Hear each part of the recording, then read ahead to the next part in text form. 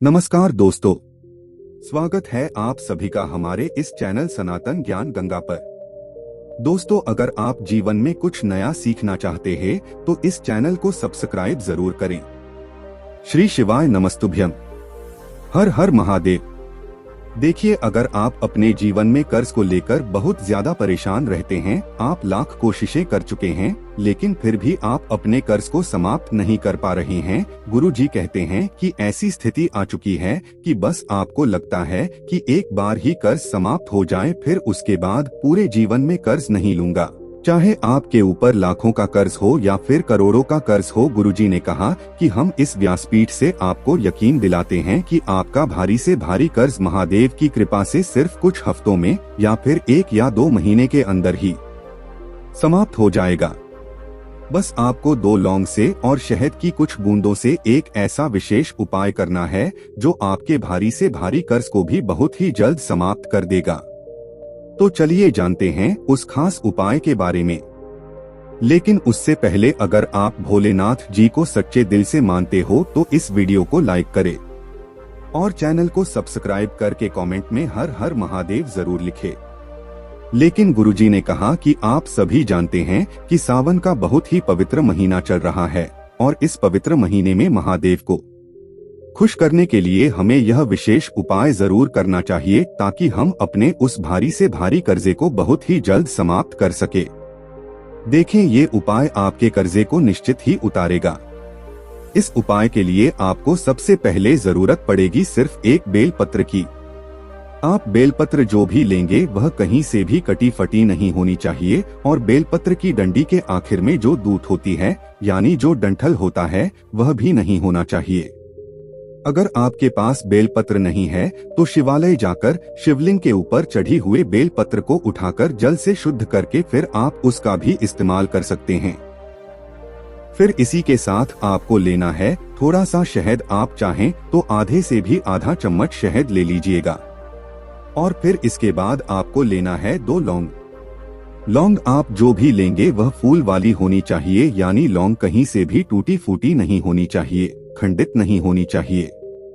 फिर इसी के साथ सबसे आखिर में आपको ले लेना है 1 लोटा जल। लोटा तांबे का लेंगे और इसमें जल आप अपने किचन से ले लेंगे। अब ये सारी सामग्री लेकर आपको पहुंच जाना है शिवालय। देखिए, पूज्य गुरु ने कहा कि ये उपाय आप सुबह से लेकर शाम तक किसी भी समय कर सकते हैं। अगर आपके पास टाइम है तो फिर आप प्रदोष काल में कर लीजिए, नहीं तो फिर पूरे दिन में किसी भी समय इस उपाय को कर सकते हैं। शिवालय पहुंचकर सबसे पहले आप जो एक बेल पत्र लेकर गए हैं उस बेल पत्र को शिवलिंग के ऊपर समर्पित कर देंगे। बेल पत्र की डंडी का हिस्सा जलाधारी की तरफ रहेगा और चिकनी साइड का हिस्सा शिवलिंग में टच करेगा। और बेलपत्र रखते समय पर ऋणमुक्तेश्वर महादेव का स्मरण कर लेंगे। सामने स्क्रीन पर आपको दिखाया जा रहा है ऋणमुक्तेश्वर महादेव जी का स्मरण करते हुए आपके जीवन में जो भी कर्ज है, जितना भी कर्ज है, उसका स्मरण कर लीजिए और उसको दूर करने के लिए ऋणमुक्तेश्वर महादेव से प्रार्थना कर लीजिए। और फिर यह बेलपत्र आप एक समर्पित कर दीजिए। इसके बाद आप जो 2 लौंग लेकर आए हैं उन दोनों लौंग को आप शहद में डाल देंगे, यानी इन दोनों लौंग में आप अच्छी तरह से चारों तरफ से पूरा शहद लगा देंगे। अब यह शहद लगी ही लौंग आपको इसी बेलपत्र के ऊपर यानी शिवलिंग के ऊपर समर्पित कर देना है और फिर से ऋणमुक्तेश्वर महादेव का स्मरण करते हुए उनसे अपने जीवन में जो भारी से भारी कर्जा है उसको समाप्त करने की प्रार्थना कर लेनी है। देखिए, पूज्य गुरुजी ने कहा कि मंगलवार का दिन एक ऐसा दिन होता है जो हमारे कर्ज को समाप्त करने के लिए सर्वश्रेष्ठ दिन होता है। पूरे हफ्ते में सिर्फ एक दिन ऐसा होता है जब हम कोई भी उपाय करते हैं तो हमारा जब बहुत शीघ्रता से समाप्त होना शुरू हो जाता है। इसलिए आपको ये उपाय सिर्फ और सिर्फ मंगलवार के दिन करना है। देखिए, जब आप लौंग रखेंगे तो भी आपको ऋणमुक्तेश्वर महादेव से प्रार्थना जरूर कर लेनी है। फिर इसके बाद सबसे आखिर में आप जो 1 लोटा जल लेकर गए हैं उस जल को इसी बेलपत्र के ऊपर समर्पित करते जाएंगे और लगातार शिव महापुराण के मूल मंत्र श्री शिवाय नमस्तुभ्यम या फिर ओम नमः शिवाय का स्मरण कर लेंगे।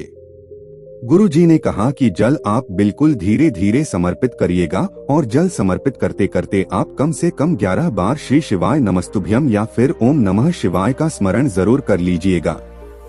उसके बाद जलाधारी से जो जल नीचे गिर रहा है उसको थोड़ा सा आप अपने हाथ में ले लीजिए और अपनी दोनों आंखों के ऊपर लगा लीजिए और ऋणमुक्तेश्वर महादेव से एक बार फिर से प्रार्थना कर लीजिए। गुरुजी ने कहा कि अगर आप यह उपाय 3 मंगलवार या 5 मंगलवार करते हैं तो हम यकीन दिलाते हैं कि आपका भारी से भारी कर्जा धीरे धीरे उतरना प्रारंभ हो जाता है। बस आप महादेव में पूरे दिल से प्रार्थना कर तो महादेव भी आपकी प्रार्थना को पूरे दिल से स्वीकार करते हैं। दोस्तों, ये उपाय आपको 5 मंगलवार लगातार करना चाहिए। अगर बीच में किसी मंगलवार आप यह उपाय नहीं कर पाते हैं तो फिर आप अगले मंगलवार ये उपाय कर लीजिए।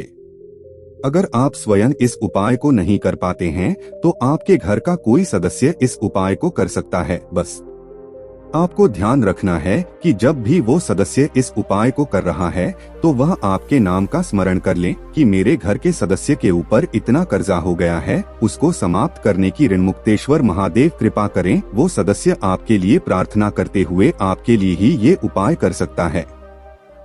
तो अगर आपके जीवन में भारी से भारी कर्जा है तो वो भी इस उपाय करने से धीरे धीरे खत्म हो जाएगा। दोस्तों, आज के लिए बस इतना ही। मिलते हैं एक और ज्ञानवर्धक वीडियो के साथ। धन्यवाद।